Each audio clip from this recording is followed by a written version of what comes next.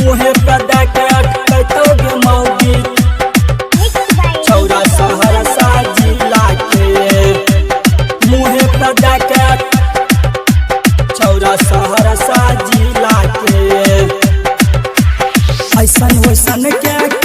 पूछे छै यो पुरन की मौगी के ऐसन वैसन के पूछे छै यो पुरन की मौगी के मुहे पे देके अटकतो गे मौगी छौरा सहरसा जिला के मुहे पे देके अटकतो गे मौगी छौरा सहरसा जिला के छौरा सहरसा जिला के मुहे पे देके अटकतो गे मौगी छौरा सहरसा जिला के छौरा सहरसा जिला के मुहे पे देके छौरा सहरसा जिला के लाले लाले होठ छहे कारे कारे केस है तोरा जैसन ढेर अइले मौगी बंगाल के मौगी बंगाल के लाले लाले होठ छहे कारे कारे केस है तोरा जैसन ढेर अइले मौगी बंगाल के करियो नहीं माना है केकरो तो यहाँ भेज दे तो नीचा सही लाइक करियो नहीं माना है केकरो तो यहाँ भेज दे तो नीचा सही लाइक मुहे पे देके अटकतो गे मौगी छौरा खगड़िया जिला के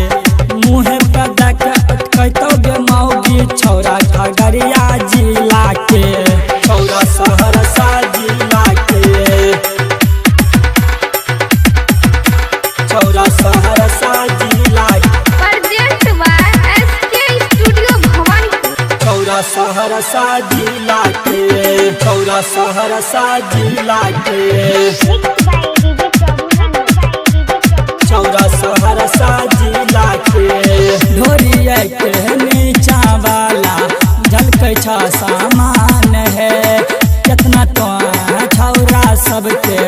लै छो परान है लै छो परान है ढोरिया के नीचा वाला झलकै छ सामान है कितना तो छौरा सबके लै छो परान है गेलै सनै के मंडल जी के केला छोड़ दे तो नीचा सही लाइक गेलै सनै के हो यादव जी के केला छोड़ देते नीचा सही लाइक मुहे पे देके अटकतो गे मौगी छौरा खगड़िया जिला के मुहे पे देके अटकतो गे मौगी छौरा पूर्णिया जिला के छौरा सहरसा जिला के